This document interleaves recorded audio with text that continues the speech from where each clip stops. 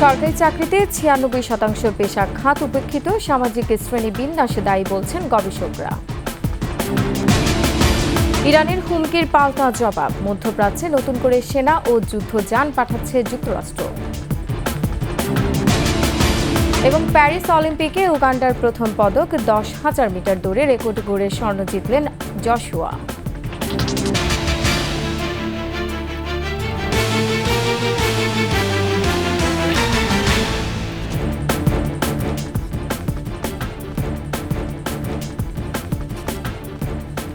শুনছিলেন first security ইসলামী bank PLC সংবাদ শিরোনাম। আমন্ত্রণ দুপুর ১২টার ২১শে সংবাদে, সাথে আছেন নিরোমান আমিন। দর্শক, ২১শে টেলিভিশনের সংবাদে একই সাথে সরাসরি দেখতে পাবেন আমাদের ফেসবুক পেজ www.facebook.com/2124 অনলাইনে।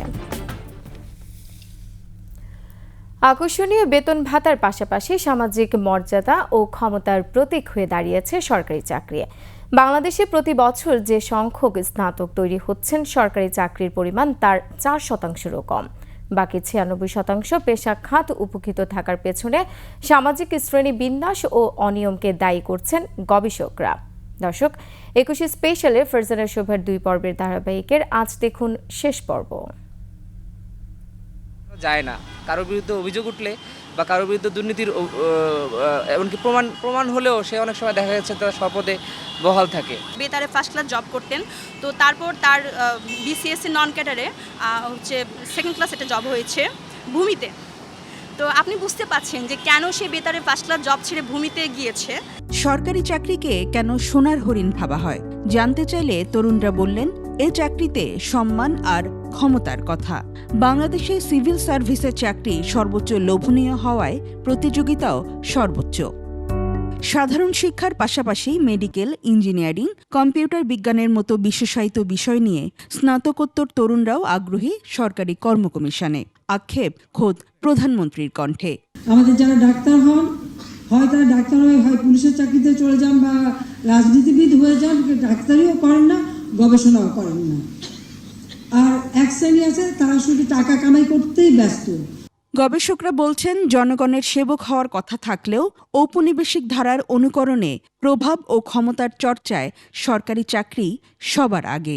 ক্ষমতাটা এক্সারসাইজ করাটাকে এনজয় করি এবং এই ধরনের চাকরি বা এই ধরনের ক্যাডারগুলিতে তারা সরাসরি জনগণের সাথে বিভিন্ন কাজের সাথে সম্পর্কিত থাকে এবং সেইখানে তারা ক্ষমতাটা প্রদর্শনের সুযোগ থাকে। সুতরাং সেই অর্থে তারা এইখানে আকৃষ্ট হয়। তখনই কিন্তু এই সার্ভিসেসটাকে মিসইউজ করার আপনার অনেক অপরচুনিটি থাকে। এই মিসইউজ করার ফলে আপনি ব্যক্তিগতভাবে লাভবান হবেন, সেটা অর্থনৈতিকভাবে এবং অন্যান্য সব ক্ষেত্রে। তো সেইটাও আমার মনে হয় একটা কারণ হতে পারে। তারা ভাবতেছে এই ৪-৫ বছর তাদের যেটা আমি নষ্ট করব না, তারা মনে করতেছে এটা তারা ইনভেস্ট করতেছে, এটা তারা সুদে আসলে উঠায় নিতে পারে। ষষ্ঠ জনশুমারি অনুযায়ী বাংলাদেশে মোট জনসংখ্যার ১%-রও কম মানুষ সরকারি চাকরির সুযোগ পায়, আর বাকি প্রত্যাশীরা অপেক্ষায় থেকে অপচয় করছেন মেধা, অর্থ, কর্মশক্তি। সরকারি চাকরি, সেখানে চেয়ার আছে, সেই চেয়ারের সঙ্গে ক্ষমতা আছে, ক্ষমতার সঙ্গে আর অন্যান্য প্রাপ্তি করতে পারে। তো চোখটা হচ্ছে ওখানে। আপনি দেখা যায় যে সবাই এখন চেষ্টা করে ডাক্তার হয়ে, তারপরে প্রশাসনিক কাজে যেতে চায়, ইঞ্জিনিয়ার হয়ে যেতে চায়, অর্থনীতিবিদ হয়ে যেতে চায়, মানে অন্য যে পেশা, সেই পেশাতে আগ্রহ নেই। বিশ্লেষকরা বলছেন, সরকারি চাকরির প্রতি আগ্রহ বাড়তে থাকার এই ধারা বেসরকারি খাতের ব্যর্থতার প্রমাণ। ১ দশক ধরে বেসরকারি বিনিয়োগ প্রায় স্থবির থাকায় নতুন কর্মসংস্থানের গতি আসছে না। সেটা নীতি নির্ধারকদের এই বিষয়টা চিন্তা করা দরকার, বিশেষজ্ঞদের নিয়ে সেই বিষয়টা চলছে বিশ্লেষণ করে আমাদের আগামী দিনের জন্য আমাদের এই যে এডুকেশন, জব ক্রিয়েশন, কী ধরনের সিদ্ধান্ত নেওয়া যায় যাতে করে আমরা এই মিসম্যাচগুলো অ্যাভয়েড করতে পারি। আমরা জবের জন্য কী ধরনের এরিয়াতে আমাদের লেখাপড়া দরকার, সেই এরিয়াগুলোতেই আমরা লেখাপড়াটাকে যাতে টেইলর করতে পারি যে সেই ডিসিপ্লিনে পড়ছে এবং সেই ডিসিপ্লিন রিলেটেড জবের মধ্যেই আসে। কাজে এই বিষয়টা করা দরকার। সেখানে জব মার্কেটের যে ইনইকুয়ালিটি, সেই বিষয়টাও দূর করা দরকার। বিশেষজ্ঞরা মনে করছেন তরুণদের সম্ভাবনা কাজে লাগাতে হলে তাদের প্রশিক্ষিত করতে হবে।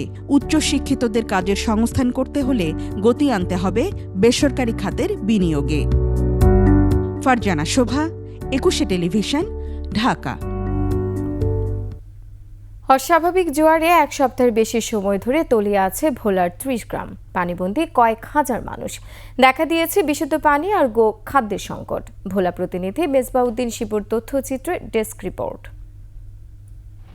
লঘুচাপের প্রভাবে অতি জোয়ারে প্লাবিত হয়েছে ভোলা সদরের রাজাপুর ও ধনিয়া ইউনিয়নের নিচু এলাকা।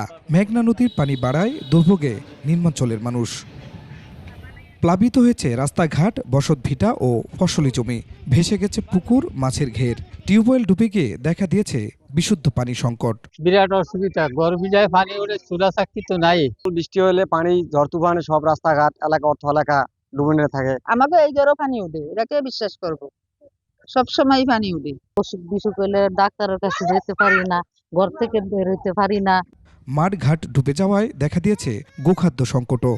রান্না পানি আসা পড়বো, তাড়াতাড়ি আমরা রান্না শেষ করি, রান্না না করতেই পানি এসে চুলা ডুবে যায়। স্থানীয়দের দাবি, প্রতি বছরই একই ভোগান্তি হলেও পদক্ষেপ নিচ্ছে না প্রশাসন।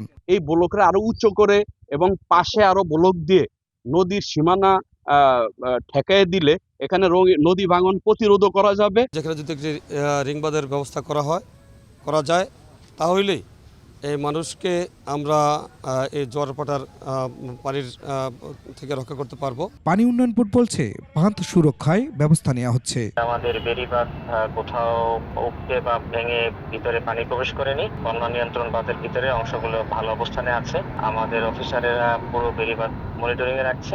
শুধু ভোলা সদর নয়, জেলার দৌলতখানের মদনপুর, মেদুয়া, তজুমুদ্দিনের চর, লালমোহনের কচুয়াখালীর চর, চর ফ্যাশনের ঢালচর, মনপুরার কলাতলির চরের মানুষ পোহাচ্ছেন একই দুর্ভোগ। খুরশিদ আল মুকুল, ডেস্ক রিপোর্ট, 21 টেলিভিশন। আর এরই সাথে শেষ করছি দুপুর 12টার 21 সংবাদ। যাবার আগে ফার্স্ট সিকিউরিটি ইসলামী ব্যাংক পিএলসি সংবাদ শিরোনামগুলো আরও একবার। সরকারি চাকরিতে 96% পেশা খাত উপেক্ষিত, সামাজিক শ্রেণীবিন্যাস দায়ী বলছেন গবেষকরা। ইরানের হুমকির পাল্টা জবাব, মধ্যপ্রাচ্যে নতুন করে সেনা ও যুদ্ধযান পাঠাচ্ছে যুক্তরাষ্ট্র। এবং প্যারিস অলিম্পিকে উগান্ডার প্রথম পদক, 10,000 মিটার দৌড়ে রেকর্ড গড়ে স্বর্ণ জিতলেন জশুয়া।